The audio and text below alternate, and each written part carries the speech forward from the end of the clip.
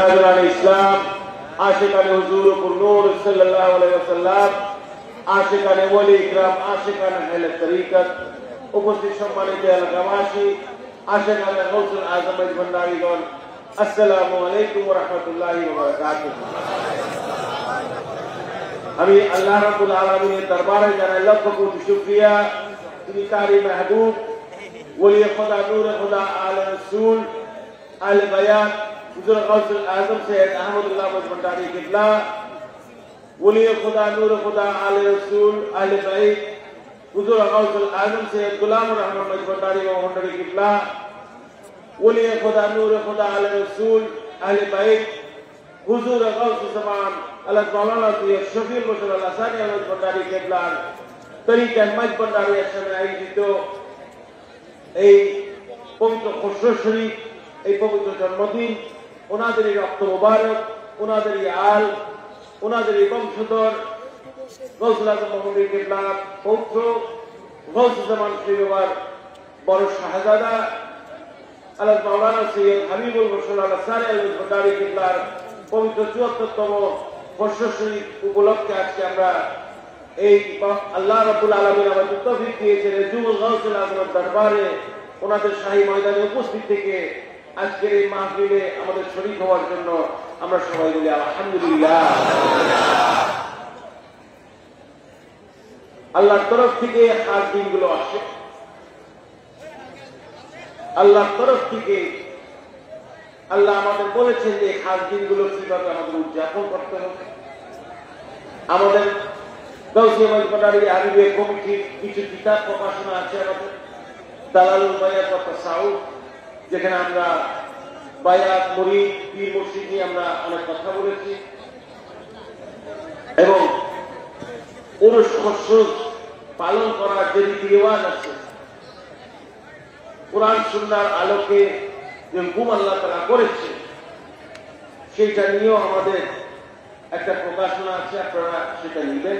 এগুলো সুন্দর করে কোরআন সুন্নাহর আলোকে কোরআনের সূরার তাফসীর দিয়ে, হাদিস শরীফের রেফারেন্স দিয়ে, ব্যাখ্যা দিয়ে, বাংলা ভাষায় অনুবাদ দিয়ে এবং আরবি উচ্চারণটাকে বাংলায় আমরা চেষ্টা করেছি সাধারণত যতটুকু, একটা তো একুরেট ভাবে হয় না, যে যে ভাষার একটা উচ্চারণ থাকে সেটা আমাদের যে ভাষা দিয়ে করতে আমরা চেষ্টা করেছি, যে এই জিনিসগুলো তরিকার যে খাস জিনিসগুলো যে আল্লাহর তরফ থেকে আল্লাহ তাআলা আমাদের দান করেছে, এগুলা যেন আমরা বুঝি, এগুলা যেন আমরা জানি, এগুলা যে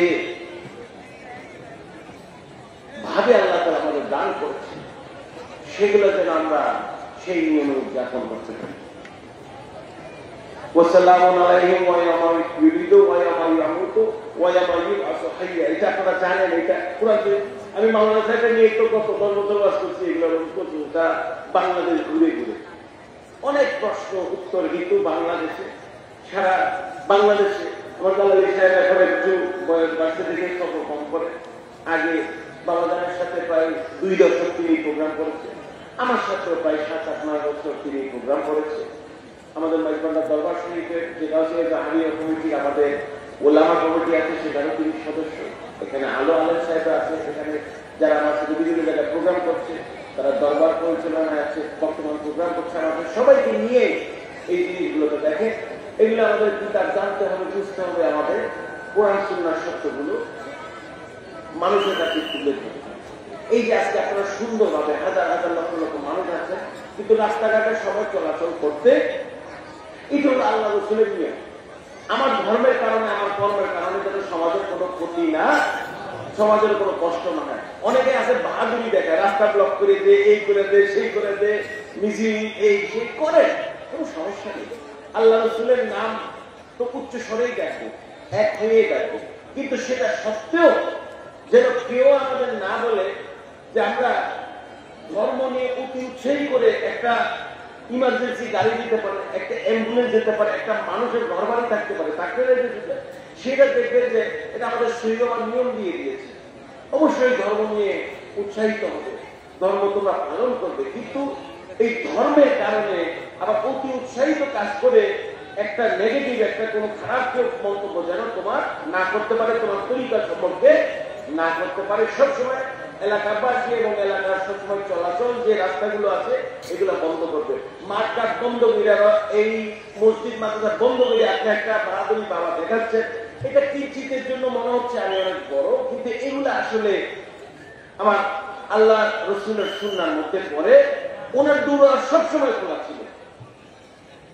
ওই সময় আমার রসুল যখন ইসলাম প্রচার করতেন সশরীরে, এখনো করে যাচ্ছে রুহানি ভাবে, তো তখন ওনার দুয়ার সবসময় খোলা ছিল মানুষজনের জন্য।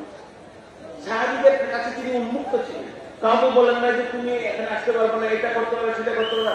অনেক প্রশ্ন উত্তরের সম্মুখীন হয়েছে, অনেক শত্রুতার সম্মুখীন হয়েছে, ওনার জান মোবারকের উপরে সবসময় হামলা হয়েছে, কিন্তু উনি লুকিয়ে ছিলেন, উনি উন্মুক্ত ভাবে সবকিছু করেছেন। কারণ আল্লাহর ক্ষমতায় যে ক্ষমতাবান হয় তার দুনিয়া নিয়ে পরোয়া করতে হয়। আল্লাহ তাকে রহমত নিয়ামত বরকত দিয়ে তাকে পথ দেখিয়ে দিবে। যেমন আমার গাউসুল আজম আহমদুল্লাহ ডায়েরি করেছে, যেমন আমার গাউসুল আজম লাগাবা করেছে, 12-13 বছর তিনি পাহাড় জঙ্গল পর্বতে কাটিয়েছেন। যেমন আমার গাউসুল আজম শরীরও করেছেন। আজকাল তো আমরা প্রোগ্রামে যাই, আমরা 2 ঘন্টা 3 ঘন্টা 5 ঘন্টা 6 ঘন্টা গাড়ির জার্নি, এসির হাওয়া খেতে খেতে যাচ্ছি, এসির হাওয়া খেতে খেতে আসছে। আমার সেই রোমার আমলে তিনি যে একবার মেজবান্নার দরবার শরীফ থেকে তার ট্রাঙ্ক গুছিয়ে, তখন তো আর এরকম গাড়ি ঘোড়া ছিল না, ঠেলা গাড়ি, গরু গাড়ি, ঘোড়া গাড়ি, পায়ে হেঁটে চলে, নৌকা পাড়ি দিয়ে, ফেরি, লঞ্চ, স্টিমার, ট্রেন এইসব ভাবেই করেছেন। একবার যে তিনি প্রোগ্রামের সিজনে বেরোতেন শীতকালে, প্রায় 2-3-4 মাস পরে তিনি ঘরে আসছেন। তখন অনেক কষ্ট করেছেন আমার সেই বাবা। ঠিক একই আদলে যার বৎসর আমরা উদযাপন করছি, আমি বাবা মালার সাহেবের সাক্ষী, আপনারা অনেকের সাক্ষী। এমন এমন জায়গায় বাবা গান গিয়েছেন যেখানে আমি এখন গাড়ি দিয়ে আসতে দিয়ে যাচ্ছি, কিন্তু উনি পায়ে হেঁটে হেঁটে এইসব জায়গা চলতে পেরেছে। তরিকা মেজবান্ডা আলিয়া প্রচার এবং প্রসার করার জন্য যেখানে কারেন্ট নাই, যেখানে রাস্তা নাই, যেখানে মানুষও নেই, মেজবান্ডার হয়তো একটা মুরিদ আছে কোনো মতো, সেখানে যে ওনারা তরিকা মেজবান্ডা আলিয়া প্রচার এবং প্রসার করেছেন, কোরআন সুন্নাহ প্রচার প্রসার করেছেন। অন্ধকারের মধ্যে আমার যুবক গাউসুল আজম নূরের আলো দিয়ে এলাকাকে আলোকিত করেছে। যেসব জায়গাতে মানুষকে কল্পনা করতে যেতে পারতো না, এখন সেসব জায়গা এই তরিকা মেজবান্ডার পাশে প্রচার প্রসারের কারণে দেখেন আল্লাহ ওলিরা যেখানে যাবে, আল্লাহ ওলির তরিকা যেখানে যাবে, সূর্য উঠলে যেমন সবাই আলো পায়, তার মেজবান্ডারের আলোকে আলোকিত হয়ে যে কোনো এলাকাতে, এটা আপনি নিয়ে কিন্তু এলাকাবাসী এটার একটা বেনিফিট পেয়ে যাচ্ছে। এটা বাস্তব সত্য।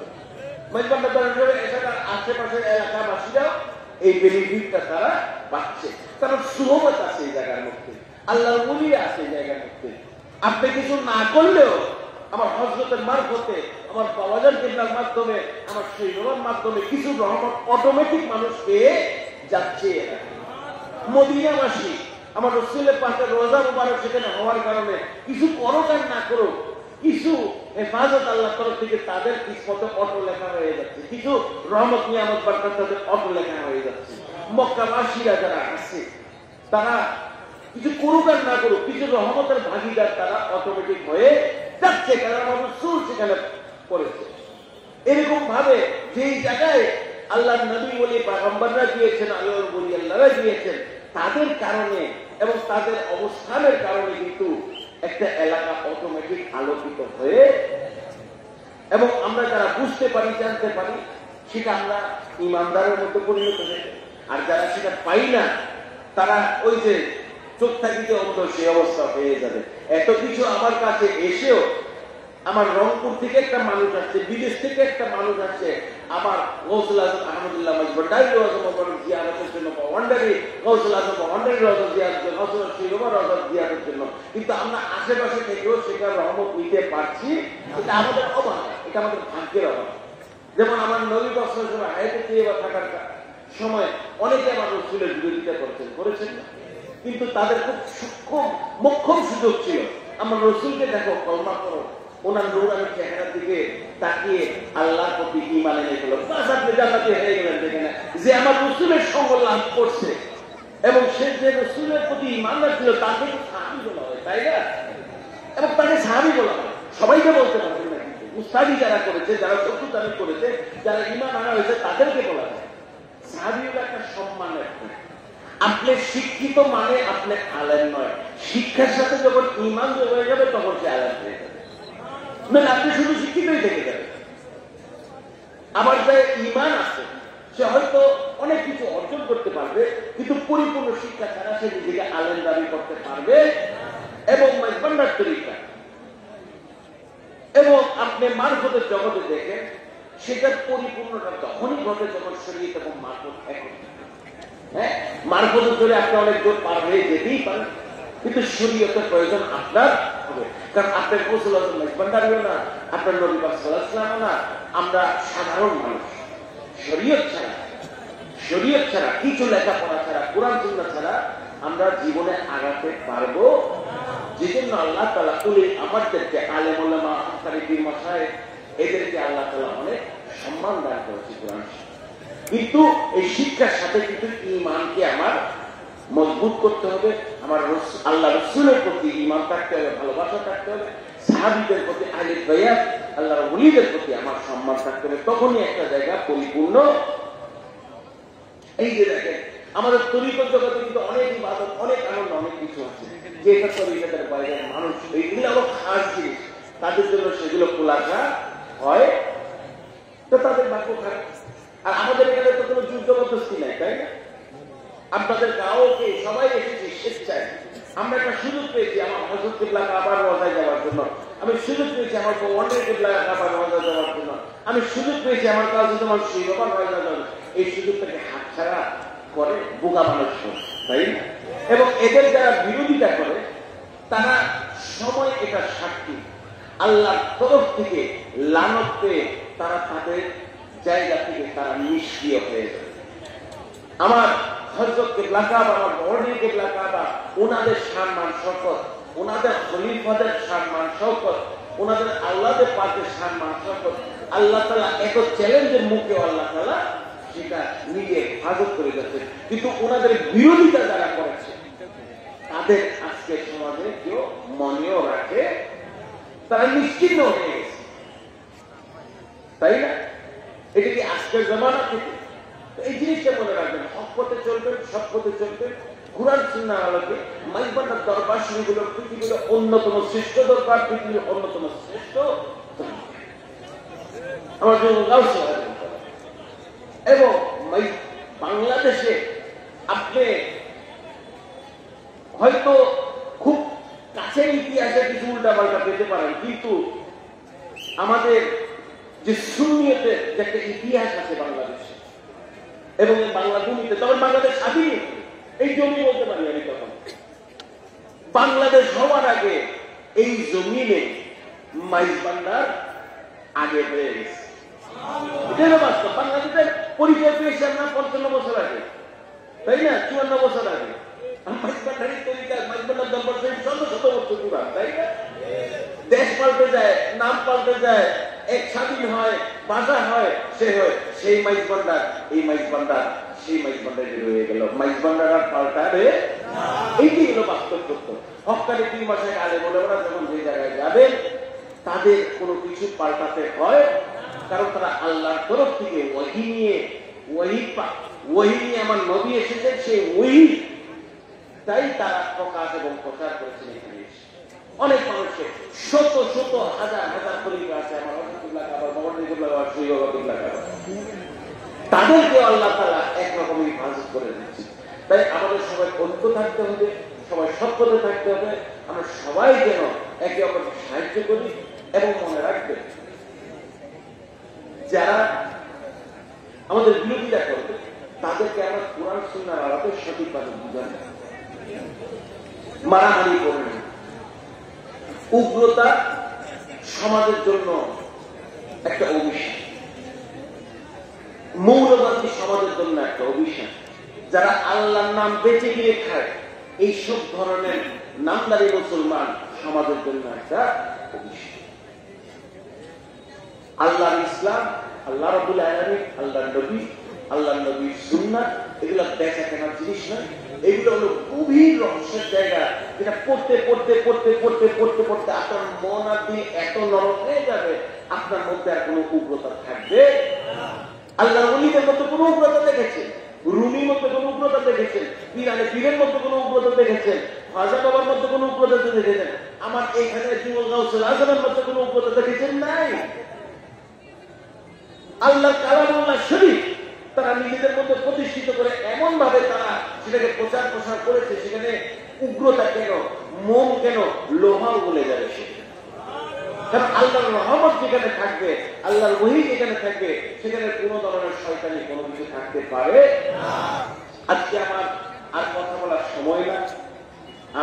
আমরা শুকরগুজার মালিকের দরবারে তিনি আসে খাস দিন থেকে আমাদের সবাইকে তিনি তৌফিক দিয়েছেন আজকে মজবাল্লাহ দরবার শরীফ থাকার জন্য। বাবা জান কেবলা তো আপনাদের কথা বলেছিনি। আমরা একটু পরে সেই বাবার রোজা মুবারকে যে আমরা মিলাদ মাহফিল আদায় করবো এখানে আমাদের স্টেজের কাজটা শেষ করে সবাই আসবেন। বাবা জান কেবলা আমাদের উদ্দেশ্যে আরো কিছু কথা বলবে।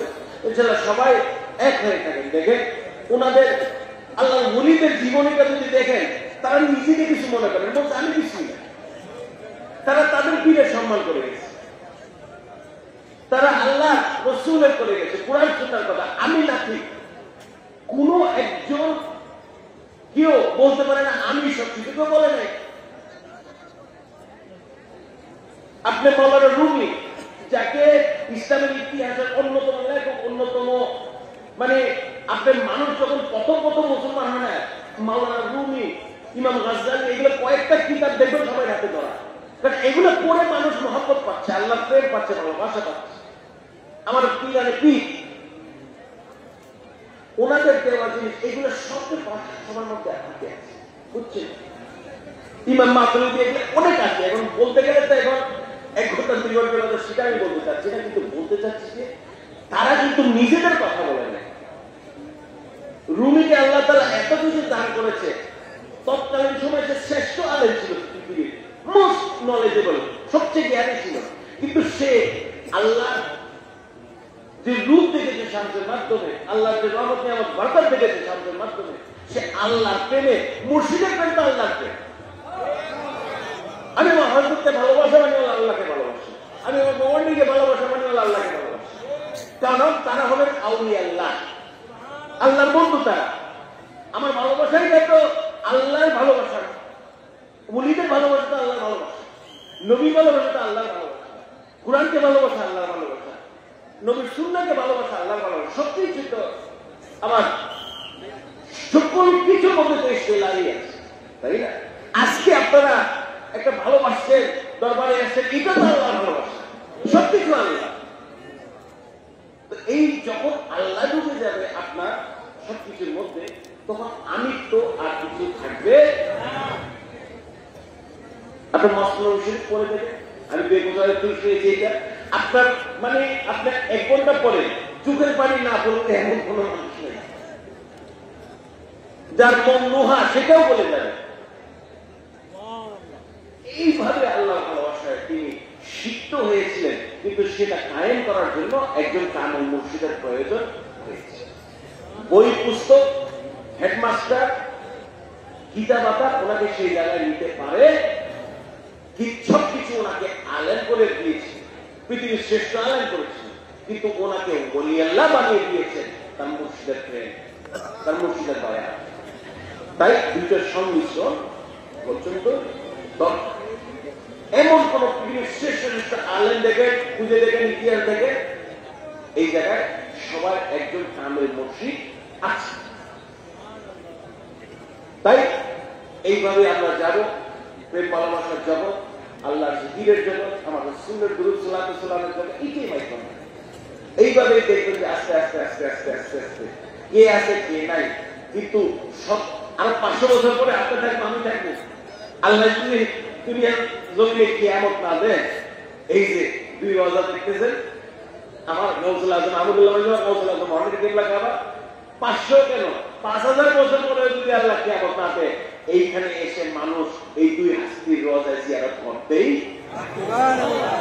আমার গৌসুল আজম রোজায় জিয়ারত চলতেই, এইটা কোনদিন শেষ হবে না। ইতিহাস সাক্ষী। মক্কা শরীফ বন্যায় কবলিত হয়ে গেছে, এই গেছে, সে গেছে, এই নবী সেইটা মানে, এই নবী আছে সেইটা মানে, কিন্তু মক্কার তোয়াফ শেষ হচ্ছে, কখন শেষ হবে আমরা জানি। এই আল্লাহর নিদর্শনের রক্ষা আল্লাহ তাআলা নিজেই। সবাই আমার পক্ষ থেকে আন্তরিক ধন্যবাদ মোবারকবাদ দিবেন। অনেক খুশি হয়েছি আজকে আপনাদের সবাইকে পেয়ে। আমাদের আপনাদের মুর্শিদ কেবলা, আমার জন্মদাতা পিতা, আমার অষ্টমশী আল্লাহ, ওনার এক শ্বশুর বড় শাহজাদা, তাকে তিনি প্রথম মাইজবান্ডার দরবার ছিল না, আল্লাহদের মধ্যে খেলাফত দিয়েছেন, প্রথম সফর করিয়েছেন, সব জায়গায় দিয়ে দিয়ে জিনিসগুলো বুঝিয়েছেন। এবং পয়লা সামনে আমার একটা অনুষ্ঠান আমার সেই হায়াতে তুই এবার থাকতে নিজে উদযাপন করেছে। তাই এই দিনটার মর্যাদা আমাদের কাছে অনেক, কারণ ওনার মসজিদ সেই বাবা এটা আমরা তাই সেই জিনিসটা এখন মাইজবান্ডার দরবার শরীফ উদযাপন করি। কারণ মাইজবান্ডার দরবার শরীফ ছাড়া আসেই বাকি, তরিকা মাইজবান্ডার ছাড়া আসেই বাকি সব তো দুনিয়ার রীতি রেওয়াজ, সংসার, গাড়ি বাড়ি, চাকরি, ব্যবসা, এগুলো তো সব দুনিয়ার জন্য, বাঁচার জন্য করতেছে। মন প্রান্ত কাঁদে মাইজবান্ডারের জন্য। আমার যুবকাল চলে আসবে সবাই আমার অন্তর দিয়ে প্রেম ভালোবাসা দোয়া নিবে। সত্যি বাবা এখন আমরা দুরূদ সালাত ইসলাম আদায় করে শনিবার রোজায় যে সেখানে আমরা একটু সংক্ষিপ্ত ভাবে আমরা মুনাজাতের মাধ্যমে আজকে আনুষ্ঠানিকভাবে আমাদের অনুষ্ঠানের সমাপ্তি জানবো।